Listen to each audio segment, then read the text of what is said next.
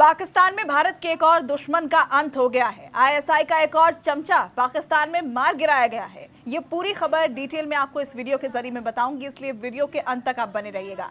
और news 18 India के हमारे यूट्यूब चैनल को अगर अभी तक आपने सब्सक्राइब नहीं किया है तो सबसे पहले हमारे चैनल को सब्सक्राइब कर लीजिए। साथ ही अगर ये वीडियो आपको पसंद आए तो इसे लाइक और शेयर जरूर करें। आप जानते हैं कि पाकिस्तान में एक एक कर भारत के दुश्मन जो हैं वो मौत के घाट उतारे जा रहे हैं। पाकिस्तान की सरजमी से भारत के एक और दुश्मन का चुपके से खात्मा हो गया है।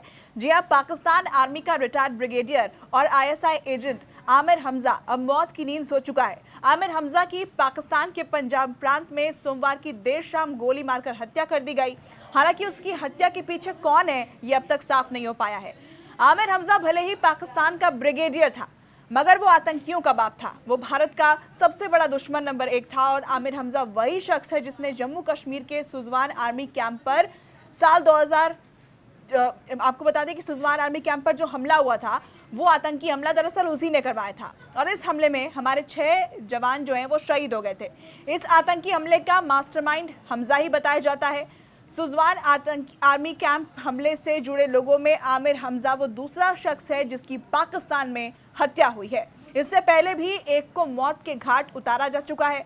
और आप ये समझिए कि ये पूरा हमला जो उसके ऊपर हुआ वो आखिर हुआ कैसे। तो टाइम्स ऑफ इंडिया की रिपोर्ट का हम यहाँ पर जिक्र करेंगे, जिसके मुताबिक पिछले साल नवंबर में लश्कर कमांडर ख्वाजा शाहिद उर्फ मियां मुजाहिद को पीओके के एलओसी के पास सिर कलम कर मार दिया गया था। और मियां मुजाहिद भी सुजवान आर्मी कैंप का अन्य मुख्य जो दूसरा साजिश करता था वो था। और अब हमजा पर गोलीबारी हुई है।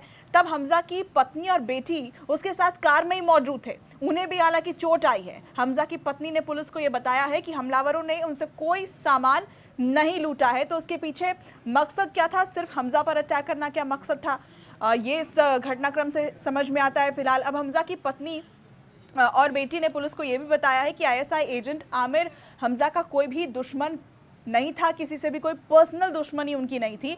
तो वही पाकिस्तानी पुलिस का इस पर यह कहना है कि ये टारगेट किलिंग है।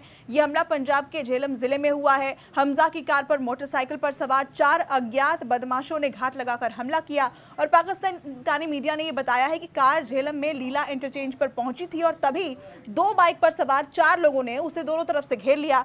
झेलम पुलिस के मुताबिक पीछे बैठे हमलावरों ने अंधाधुंध गोलीबारी शुरू कर दी ताकि ये सुनिश्चित हो सके कि उनका जो टारगेट है वो खत्म हो चुका है, वो मारा जा चुका है और फिर वो घटनास्थल से भाग गए हैं। अब देखिए, पाकिस्तानी आर्मी से रिटायरमेंट से पहले वो पाकिस्तानी इमरजेंसी सर्विस एकेडमी का डायरेक्टर जनरल भी था। और उसकी हत्या की शक की जो सुई है वो उसके भाई पर ही जाकर लटक गई है।